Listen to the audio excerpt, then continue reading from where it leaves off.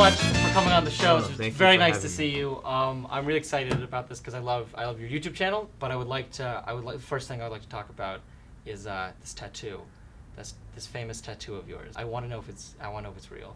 And if do you mind explaining to people who are watching what I'm talking about? Well, look, the reality of it is sometimes when you're creating ideas, Yes.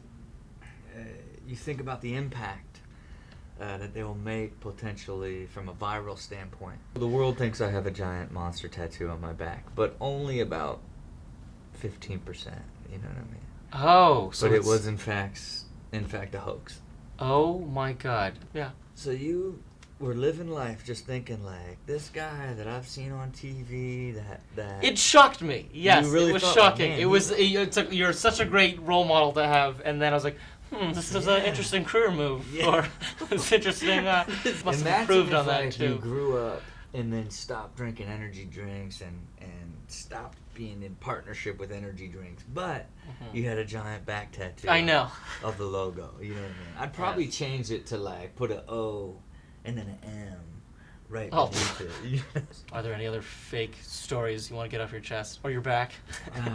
You're really looking at my face. I'm really trying to look for like what are you doing? The lightest patches. Oh. All right. So also, I wouldn't say recently, but fairly recently, you were married. Has anything changed being a married man? Has life changed for you being married? I hope that everyone experiences the type of love that I have experienced, right? I hope that you do. I hope that when you finally do get married, that you find what I like to refer to as forever love. First of all, the first thing we're going to do is stop saying, no, we're not.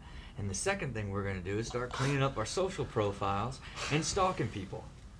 Are you stalking people online? I'm not stalking people. What are you talking about? How else do you think I would have met my wife? You met her you met her online? Twitter. You're kidding? No. Yeah. I followed her. She screenshot it. Oh, she did? And I said, whoa, slow down. Uh-huh.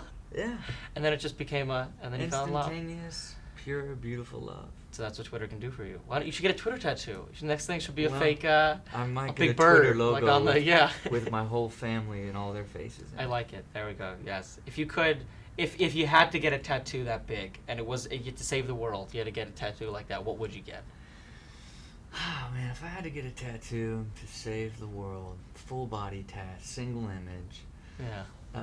It would probably be like all the characters from like Willy Wonka. No. Why? It just, it's like a magical world where everything tastes incredible. A big golden ticket or something? Oh yeah, that'd be amazing. That's what you want? Oh man, like really, that by itself, that might be a good tattoo of just like. You got the golden ticket? You are the golden ticket? When you get the guns out as the golden ticket guns, man, Yeah. that'd be sharp. That's not a thing about tattoos, because if you ever lose the guns, it's just gonna strip down. Just a saggy. I know. You gotta get a tattoo that can work both ways. Something that's like an arrow. Do you have any pieces of clothing coming out, or new shoes, or anything you'd want to tell us about? Anything you're excited about? I don't do that anymore. What? No. You're done with that? Yeah. Look.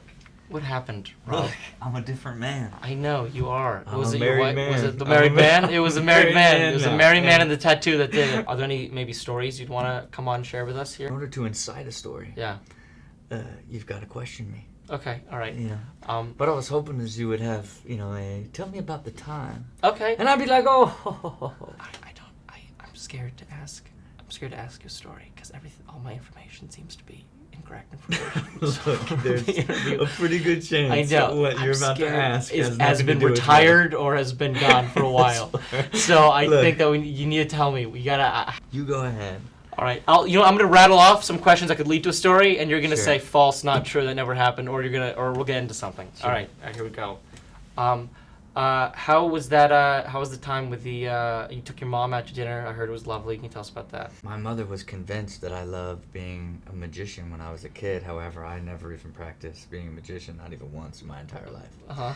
So I took her to the magic. Where did you get that thought? Where did she? How did you think you'd love being a magician then? I have no idea. She would tell you that, oh, yes, you did. You loved magic. And I can tell you, honestly, at no point in my life did I even attempt even a card trick as my existence as a child. Okay. But for some reason, me and her I grew up in a different way that she believes I grew up with. Okay. You know, so very well put. Very well put. But we went to the Magic Castle for dinner. Mm-hmm. And in the middle of the show, I had snuck away and convinced the act to allow me to be a part of where you put all the swords in the box, and then they put the thing on, and I snuck in there. And so when the thing pulled up, opened and turned around, she was in the front row, and it was her son in the middle of all the swords coming out. God. She was like, Rob, would you like to say anything to end the interview? what an amazing opportunity to speak clearly. Oh my God.